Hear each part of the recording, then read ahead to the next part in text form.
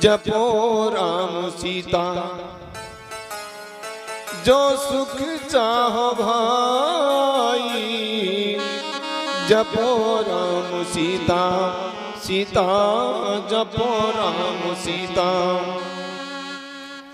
एक बार एक बहेलिया धनुष बाण कर हाथ, बीड़ा बगल दबाए के हुआ बनी को त्यार। सघन बनी के बीच में था उत्तम स्थान, बीड़ा लगा बजावने भरकर मधुरी तान। बीड़ा की आवाज सारे जंगल में समाई, जंगल में समाई। भजो राम सीता, जो सुख चाहो भाई, भाई भजो राम सीता। बीड़ा जाकर के जंगल में बजाई है। बीड़ा की आवाज सारे जंगल में समाई। वहां पर क्या हुआ कि चरते चरते एक मृग आ निकला उस ओर। सुनने लगा प्रेम से बीड़ा की घनघोर। बीड़ा की आवाज को सुनने लगा, बीड़ा की आवाज में मुग्ध हो गया। मौका पाकर बधिक ने छोड़ा कर से बाण। बाण लगा उस मृगा को, निकले तन से प्राण। बीड़ा जब बजाई जाती है तो मृग उसको सुनता है और उसकी आवाज में सुध बुध खो बैठ करके एक ही जगह खड़ा हो जाता है। ऐसे समय पर उस शिकारी ने उस मृग को बाण लगा, बाण मार दिया। मरते मरते उस मृग ने क्या कहा कि मृगा के मुख से ऐसी आवाज आई, आई जपो राम सीता, सीता जपो राम सीता। जो सुख चाहो भाई, भाई जपो राम सीता। मरते मरते उस मृग ने क्या कहा कि खाना मेरे मांस को। भैया शिकारी, तूने मुझे मार तो दिया, लेकिन एक काम करना कि खाना मेरे मांस को, चखना इसका स्वाद। वरना मेरी चर्म को तू मत करना बर्बाद। इस मेरे चर्म को, इस मेरे चमड़े को बर्बाद मत कर देना, क्योंकि बहुत काम की चीज है ये।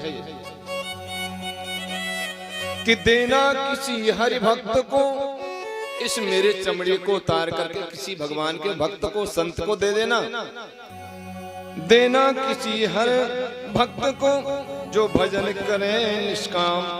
या फिर तू ही बैठ के या पे जपियो हरि को नाम। अरे यही में है भैया मेरे तेरी भलाई, भलाई। जपो राम सीता, सीता जपो राम सीता। जो सुख चाहो भाई रे, जपो राम सीता, सीता जपो राम सीता। जब उस मृग ने शिकारी से कहा कि तुम मेरे इस चमड़े को किसी भगवान के भक्त को दे देना और वो इस पर बैठ करके भजन करेगा, या फिर तू ही इस पर बैठ करके भजन कर लेना। इस तरह से कहकर वो मृग के प्राण पखेरु उड़ गए। शिकारी ने क्या काम किया, ये मृग के शब्द उस शिकारी के हृदय में बाण की तरह लगे, क्योंकि शब्द ही तो है जो हमारे अंदर प्रवेश करते हैं।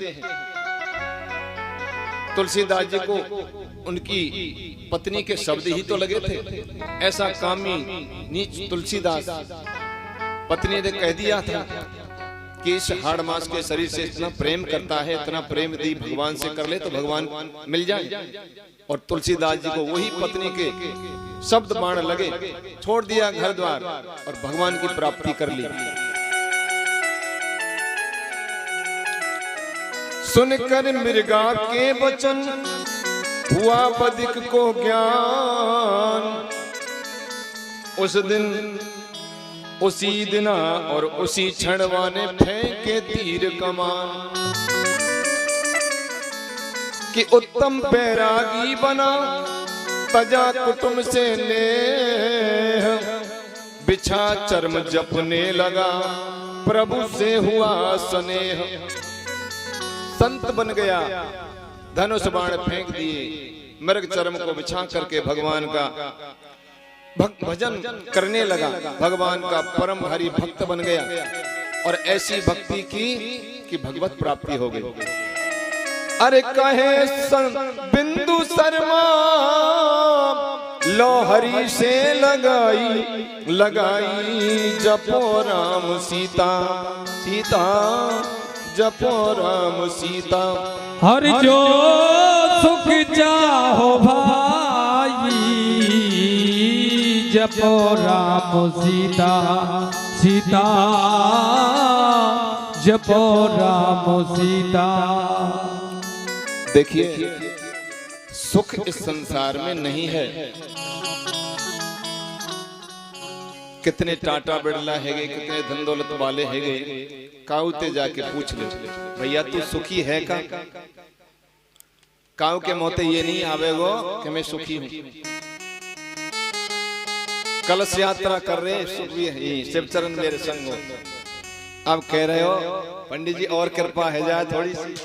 मैं भैया कृपा खूब है गई, वैसे तो तेरे ऊपर 3-3 बालक लग गए, पर और कृपा चाहिए, एक और लग जाए तो बताओ।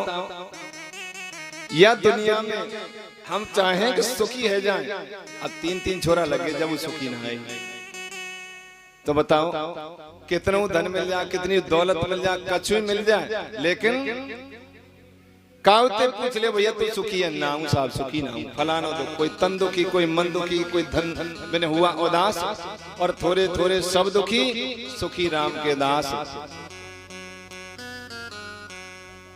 सुखी होना है ना, सुखी तो त्याग में सुख है। देखो महात्मा जी बैठे, कहाँ थे, कहाँ इनको घर है, कहाँ इनको परिवार है, कहाँ माँ है, कहाँ बाप, कहाँ सब कछु छोड़ छाड़ दियो और यहाँ आराम से मंदिर में आनंद ले, सबको त्याग कर दियो। अब इनसे पूछ ले कोई दुख है का बाबा? कोई दुख ही ना है बाबा, कोई दुख नहीं। त्याग जहाँ है वहाँ सुख है, और जहाँ जेठ भर रहा की ना यू मेरो वाई में दुख है। यानी इस संसार में दुख है, ये संसार दुख का सागर है। सुख है तो केवल सुख के सागर परमात्मा के पास में है। यदि सुख चाहिए तो भगवान के पास में चले जाओ, वो आनंद स्वरूप है, वो सुख स्वरूप है, और ये दुनिया तो दुख का सागर है।